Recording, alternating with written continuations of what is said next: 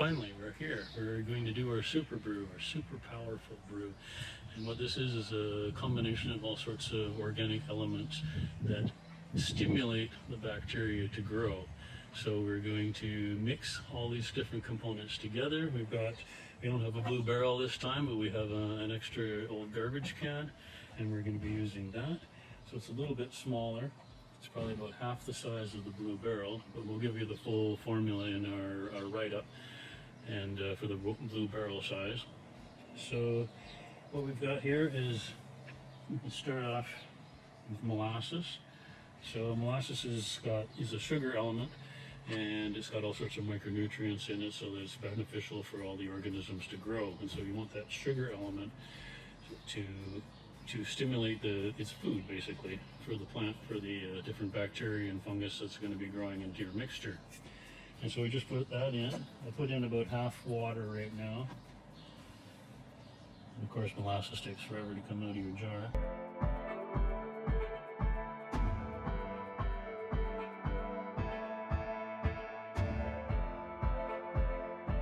Because molasses is a little more expensive, we have some just white sugar. You can use brown sugar, demerara, cane sugar. You just need a sugar source. So here we've got about 2 kilos of sugar, and we're just going to put that in there.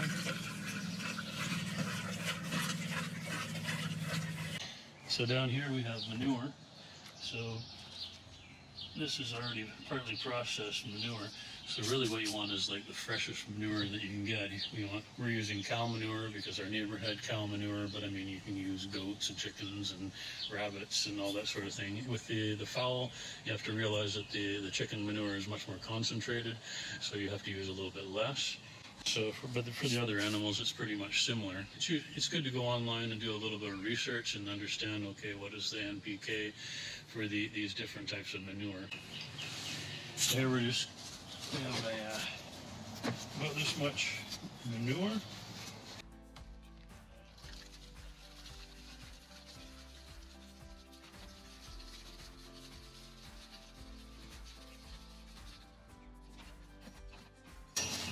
This is just regular baker's yeast, and so we're just putting that in to help activate the whole process, the anaerobic process and the aerobic. So just getting the bacteria moving.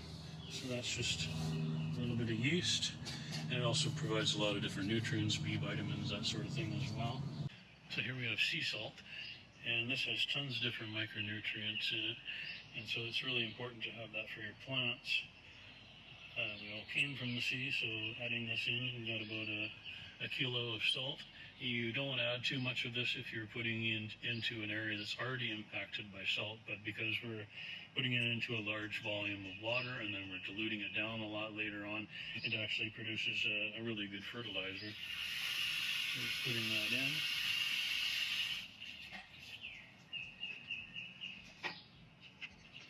And then we're just putting in a bit of green sand. I'm going to put about half of this in. And this is a rock dust, basically, and it has tons of different micronutrients. So we're trying to get all the micronutrients from different sources so that it's all available for the bacteria, and then later on it'll be available for the plants. I'm just going to put about half of this in there.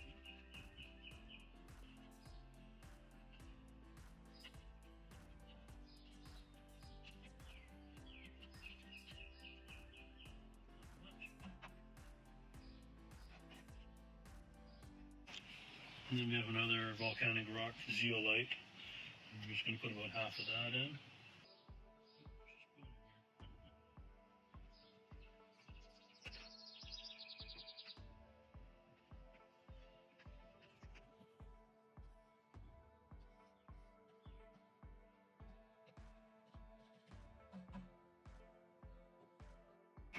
So of course we're going to be using a bit of urine in here.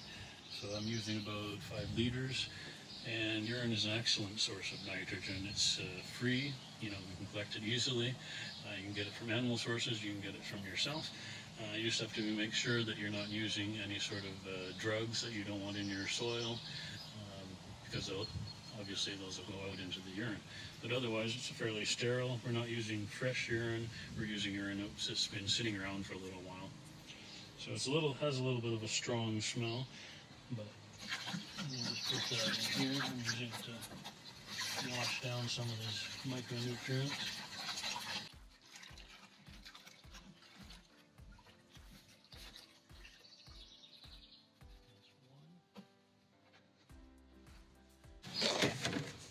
And we got another one here, so it makes our 5 liters. And we'll put the formula for this on the description as well, so it makes it easier. And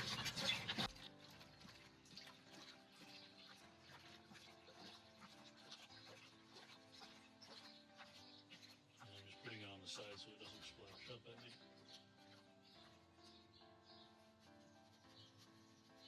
So that's basically all our elements here.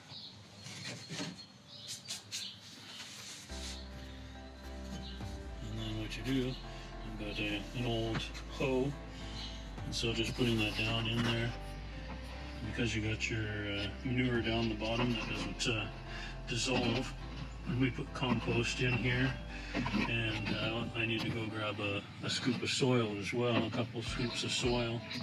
So just having that, and then also we'll put in our rice mixture we talked about earlier. So just getting it right down in there. So you also need to leave your super brew for about 2 weeks, 2 to 3 weeks before you use it, so that the bacteria will start to grow and start to divide, and you'll get more and more different bacteria in there. And you also want to allow it to have that initial fermentation period. So you give it 2 or 3 weeks before you use it. It's going to be super strong in the beginning, so you need to allow it to mature a little bit and to ripen. So, and then you can use it in your field, in your crops, in your garden, in your plants, in your restoration project, wherever you're going to use it. So there's many, many, many uses for this. So here I just grabbed a little bit of the super brew, and you can see we got about 5 milliliters in here, and you use about 5 milliliters per liter in your water. So a standard watering can, this one's 9 liters, so you're using about 45 milliliters, putting it in there. And so some of the other things that you can add in, we've got a couple of things here, an earth activator, a soil activator. It's got all sorts of different microorganisms in here, and we put that in because you put it in with your watering can, and you just put a little bit in there, and every time you water, you're adding more microorganisms. And here's another one. These are both Root Rescue. We've been using Root Rescue, and they've generously donated these to us because we said we were doing experiments. And you can see it has a nice list of different microorganisms and bacteria, different fungi. And so we put a little bit of that into our watering can every time. And so every time you're watering, you're adding more microorganisms into your soil. And this is kind of a replacement for getting the microorganisms from the soil with our rice. So we're using the rice and extracting the microorganisms and putting it into our super brew. But this is also another method of doing that if you don't have a natural area near you, or you're in a city, or if you're in an area that doesn't have very healthy ecosystems. So you can buy that online. And then you just soak your plants. I just have some plants here, and we just give it a good soaking. And when you give it a good soaking, you just let it drain down so it gets down into the root zone, because you want it down in the root zone where the roots are, because that's where the microorganisms are going to have the most effect. You're just putting it on the soil, then they're exposed to the sun, and then they die. So initially, when you have seedlings, you probably want to do a half dose, which is about 2.5 milliliters per liter. And then you can just do that once a week. And then once that's established and the plants have grown up, 10 centimeters, 15 centimeters, then you can start doing a full dose. And then you can start separating that a little more. You don't have to fertilize quite as much because the microorganisms are there in the soil and they're helping the plant. But what you're doing is just adding a little bit of micronutrients, a little bit of the nitrogen and the phosphorus and that sort of thing into the soil, and just giving them a little bit of a stimulus every couple of weeks to keep the plants healthy. Just just remember that this is a high potency fertilizer, so if you're exceeding the doses, that you can burn your plants. So just be careful with it. It's very concentrated. So you notice, I mean, you can scale it back a little bit, and if you notice your plants are starting to yellow a bit, you can increase the amount again. So you just have to get a feel for it. So you have to know your plants, be with your plants, understand your plants. So just being there. You also want to make sure that you're storing it in a cool place, a shady place. You don't want it in the full sun because it has all the bacteria in there. And initially it's going to heat up a little bit. And you want to make sure that you're not using the fertilizer when it's in that heating up phase. You want to wait for the 2 or 3 weeks until it settles down again, and then it'll be just right for use, having everything nice and working together fully. So here we've got 100 liters of Super Brew, our super powerful brew. And so this is an excellent organic fertilizer to replace all the chemical fertilizers that you use in the garden. It provides all your macronutrients, all your micronutrients. It's got all the bacteria and fungus that your crops need. So it's like an overall fertilizer, so you don't really need anything else. You're using your biochar, you're using mulch, and you're also using the Super Brew fertilizer. So it's like a complement to each other, and you're putting all these elements together, giving the best results for your garden. So you don't have to be exact with what we're trying to do here. You can substitute worm castings, you can get stuck into chicken manure, you can use different rocks, different volcanic rocks have different elements. So just, you can do your own research and figure out the best combination that you want. But this is giving you an example. This is the basis of what you need to do to create a super brew, a super powerful brew. So the Super Brew works extremely well. You can see that the plants are nice and green, and the leaves are thicker. And so what that does is it provides protection, having all the micronutrients and all the macronutrients. It actually protects it from the different insects and different diseases that come along. So once it's like a super protection when you have all the right elements. So this is just a sample of some of the different native plants that we've got. We're growing everything from seed, and things like black-eyed Susan and Culver's root, all sorts of different plants that we have here, and they're all native to southern Ontario. So we have the plants that are local to the local area, just like in the Yucatán. We don't grow these plants, we grow the plants that are locally endemic to that area. So we collect the seed, you grow them up, and then there's such a diversity of different species. And because I've been doing this for 25 years, we've developed these different techniques. We've got the biochar, we've got our Super Brew, we've got our organic soil mixes. So we're able to do this all completely organically. We don't need chemical fertilizers, because the chemical fertilizers are damaging to the plants, they're damaging to the soil, and they damage the ecosystems as well because they leach through the system very quickly. With the biochar in the soil, it actually holds the nutrients, and so it doesn't leach into the groundwater.